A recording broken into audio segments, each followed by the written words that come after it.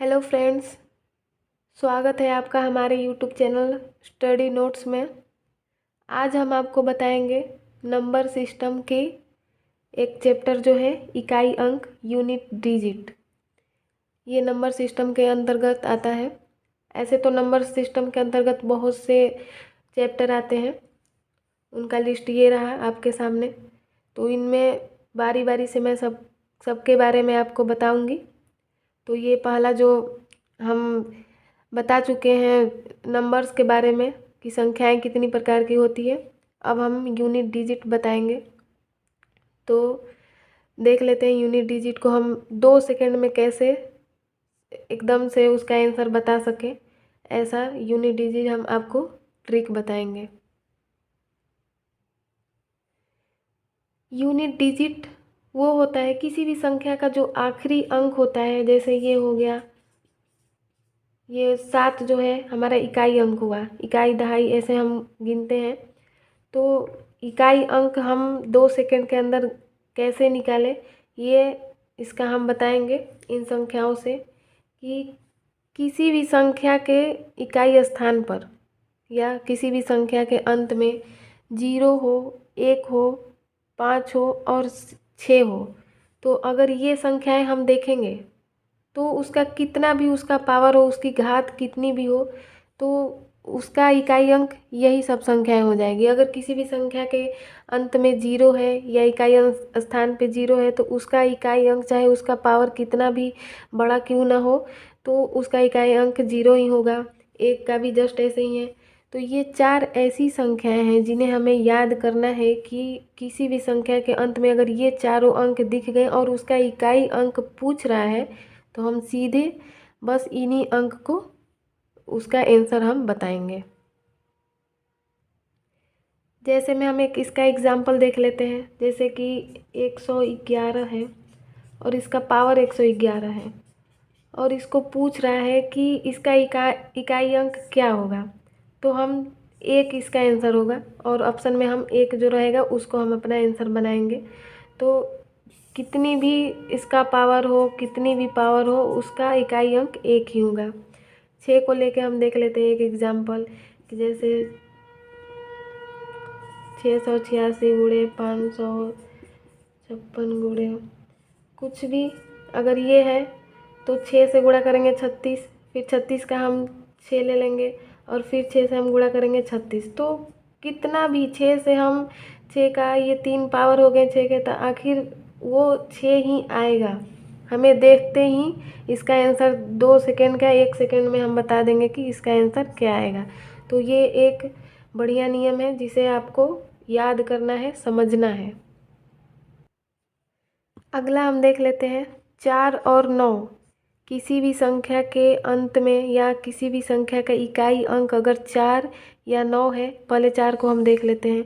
किसी भी संख्या के इकाई स्थान पे अगर 4 है और उसका पावर कुछ भी है, जैसे कि सम है, हम देखेंगे सम है इसका पावर, तो उसका जो आंसर होगा हमारा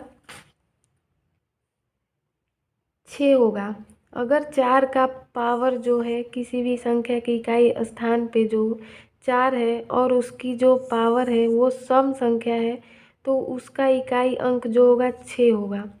अगर यही हम यहाँ पे 5 कर दें, 5 कर दें, तो ये विषम संख्या हो गया। इसकी जो पावर हो गई विषम संख्या हो गई, तो इसका जो इकाई अंक हो जाएगा वो 4 ही होगा। जैसे कि हम देख लेते हैं, जैसे हमारे पास ये 564 का पावर जो है 535 है, तो इकाई स्थान पे 4 है। लेकिन हम क्या देखेंगे कि इसका पावर जो है सम है या विषम है, इवन है या ओड है। तो यहाँ हम देख रहे हैं कि ओड है, विषम संख्या है। तो विषम संख्या है तो हमारा 4 ही इसका इकाई अंक हो जाएगा। लेकिन यहाँ पे हम देख रहे हैं कि 4 जो इकाई स्थान है इसका पावर जो है सम है, इवन संख्या है, इसका घात जो है, तो वो 6 हो जाएगा। ये इसका साइक्लिसिटी होता है। 4 का 4 से पावर जो होता है, 1 से हम किए 4 हुआ और 4 का पावर 2 कर दिए तो 16 हो गया और 4 का जो पावर 3 हो जाएगा तो 64 हो जाएगा। तो ये दो, इसकी साइक्लिसिटी 2 होती है। 2 बार में ये सिर्फ अपने आप को ही दोहराता है, और जो सम संख्या होती है वहाँ पे 6 आता है। तो इसीलिए अगर सम संख्या रहे तो हम 6 होगा इसका आंसर, और विषम संख्या हो तो 4 हम 2 सेकंड के अंदर इसका आंसर बताएंगे। जस्ट इसी प्रकार है 9 का। अगर किसी भी संख्या के अंत में 9 इकाई अंक है और इसकी संख्या जो है सम संख्या है, तो इसका पावर 1 होगा। अगर इकाई अंक 9 और पावर जो है इवन नंबर सम संख्या है, तो इसका पावर इकाई अंक जो होगा 1 होगा। और जस्ट यही विषम संख्या हो, यहाँ पे विषम संख्या हो, तो इसका इकाई अंक जो होगा 9 होगा, 9 ही होगा। ये हमें देखना है। 4 और 9 में बस हमें ये देखना है कि इसका पावर जो है सम संख्या है या विषम संख्या। तो हम इसे देख के इसे याद करेंगे और इसे देखते ही हम इसका आंसर देंगे। इन चारों का तो बस देखते ही यही संख्या होगा, चाहे सम हो या विषम हो। लेकिन इन दोनों का जो साइक्लिसिटी होता है, जैसे कि 9 का भी हम देख लें पावर 1 तो 9 ही होता है, और 9 का जो पावर 2 हो जाता है तो 81 हो जाता है, और 9 का पावर 3 हो जाता है तो 729 हो जाता है। तो यहाँ पे साइक्लिसिटी 2 का ही ये एक ही चीज़ को दोहराता है। तो इसीलिए अगर विषम संख्या हो तो 9 ही होगा, और सम संख्या पावर हो तो 1 होगा इसका इकाई अंक। आगे हम देखेंगे ये चारों जो संख्या बची, इसकी हम पावर के हिसाब से इसके पावर में हम भाग देंगे कि ये कितना शेषफल कितना बचता है, फिर उसके हिसाब से हम लेंगे। जैसे कि हम देखते हैं, ये एग्जाम्पल देखते हैं। इसके इकाई अंक पे 2 है, 2 हमारा इकाई अंक पे है, और इसका जो पावर है 429 है। तो इसमें हम 4 से भाग दे के देखेंगे इसका शेष कितना आ रहा है, शेषफल इसका कितना आ रहा है। तो 4 से हम भाग देने के लिए कि ये कितना शेष बचेगा, सिर्फ 2 अंक में हम भाग दे के देख लेते हैं कि इसका शेष कितना बचता है। बाकी से हमें मतलब नहीं है, चाहे कितना भी बड़ा हो। 2 अंकों को हम देख लेते हैं कि कितना बचता है। तो 4 से हम भाग देंगे, 4 सत्ते 28, तो 1 हमारा बचेगा। तो 1 बचेगा, तो अब 2 का पावर हमारा 1 ही होगा, और 2 का पावर 1 बराबर 2 होता है इसका आंसर। आगे हम देखते हैं 3 से 1 लेकर। तो ये इकाई स्थान पे इसके 3 है, और इसका पावर जो है जो 435 है। तो 435 को हम इसे भाग देंगे 4 से, कितना इसका शेषफल बचता है। तो सिर्फ 2 अंकों में हमें भाग देना है।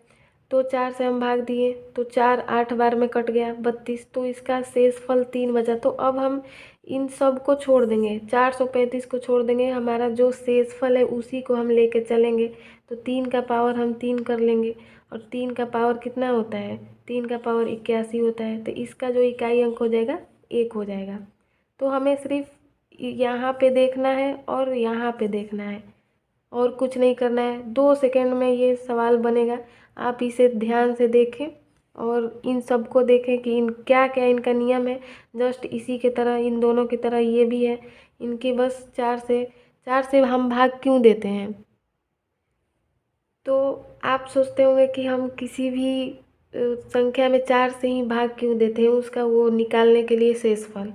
तो हम देखते हैं कि 2 का हम पावर कर रहे हैं 1 तो 2 आ रहा है, 2 कर रहे हैं तो 4 आ रहा है, 3 कर रहे हैं तो 8, और 4 करने पर 16, फिर 5 करने पर 32। यानी कि 4 से 4, जो 4 अंक के बाद यही इकाई अंक फिर 2 आ जा रहा है हमारा। यहाँ पे देखिए आप, 4 5वां जो है यही अंक आ रहा है, मतलब कि 4 से हम कट कर दें तो फिर वही चीज़ शुरू हो जा रहा है। यहाँ पे भी वही चीज़ है, देखिए ये 4 बार में फिर 3 से यही दोहराया अपने आप को। इसे साइक्लिसिटी इसका 4 पे आ रहा है, और इन दोनों का 2 पे आता है। इनका 2 पे शुरू होता है, 9 का 4 का जो इन, तो फिर ये कभी 2 से भाग दो, कभी 4 से भाग दो। इसके वजह से हमने एक मान लिया कि हम 4 से ही भाग देंगे तो उसका हम शेषफल निकालेंगे, वही हमारा होगा। तो ये इसीलिए हम 4 से भाग देते हैं शेषफल निकालने के लिए। मतलब कि किसी भी संख्या का घात या पावर कितना भी हो, अगर हम वो चार चार बार में वो सिर्फ अपने आप को ही दोहराती है। तो इसीलिए हम उसे 4 से देख लेते हैं कि कितना इसका शेष बच रहा है अब, कि 4 से तो वही चीज़ फिर शुरू हो जाता है, तो जो शेष बचा वही तो फिर हुआ। जैसे कि 3 शेष बचा तो इसका इकाई अंक 8 हुआ, और 2 बचा तो 4 हुआ। लेकिन अगर 1 बचा तो वही हो जाएगा संख्या, है कि नहीं? तो इसीलिए हम 4 से भाग देते हैं। तो हम इकाई अंक से रिलेटेड कुछ क्वेश्चंस देख लेते हैं। पहला हमारा क्वेश्चंस है, इसमें गुणा करें तो इसका इकाई अंक क्या होगा? तो हम सिर्फ इकाई अंक लेंगे, इन दोनों का इकाई अंक 5, 3 से गुणा करेंगे 15, 15 का हम सिर्फ 5 लेंगे, इसका इकाई अंक जो हो जाएगा 5 हो जाएगा। हमें दहाई से मतलब ही नहीं है, 15 15 हमें लिखना ही है, सिर्फ इकाई अंक को लेके चलना है। तो अब दूसरा हमारा जो है वो हो जाएगा, इतना को गुणा करके। अगर हम ऐसे ही से गुणा करने लगे तो बहुत टाइम लगेगा, लेकिन हमें क्या देखना है? इकाई अंक देखना है। इकाई अंक इसका क्या है? तो सबका इकाई अंक 6 है। हमने आपको पहले ही बताया कि 0, 1, 5 और 6 का घात कितना भी हो उसका इकाई अंक वही संख्या होगा। तो इसका इकाई अंक 2 सेकंड में बस हम बताएंगे कि 6 होगा। अगला हमारा क्वेश्चन है 51 गुणे 52 गुणे 53 डॉट डॉट 59 तक है, तो इसका इकाई अंक क्या होगा? तो हमें ये देखना है कि इसके इकाई अंक पे क्या क्या चीज़ें हैं, तो कौन सी अंक हैं। तो हम एक और चीज़ बताना चाहते हैं कि 5, यहाँ पे एक 5 है और यहाँ पे 2 है। तो 5 और 2 से हम गुणा कर देंगे तो 10 हो जाएगा वो।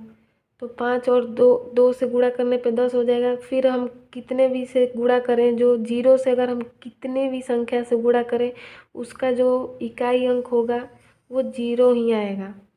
चाहे 0 से किसी भी संख्या में गुणा करने पर 0 ही अंत में उसकी 0 ही आएगा, तो इसका इकाई अंक हमारा 0 हो जाएगा। यहाँ पे ध्यान देने वाली बातें हैं, ये नहीं कि हम ऐसे करेंगे फिर टाइम लगेगा। तो अगर लगातार दिया हुआ है तो अगर 5 भी है और 2 भी है, या 5 है और 4 भी है, तो 5 चौका 20, 0 आ जाता है। और 0 से हम फिर किसी भी संख्या से गुणा करेंगे तो उसका जो अंत में जो अंतिम वाली अंक होगी वो 0 ही आएगी।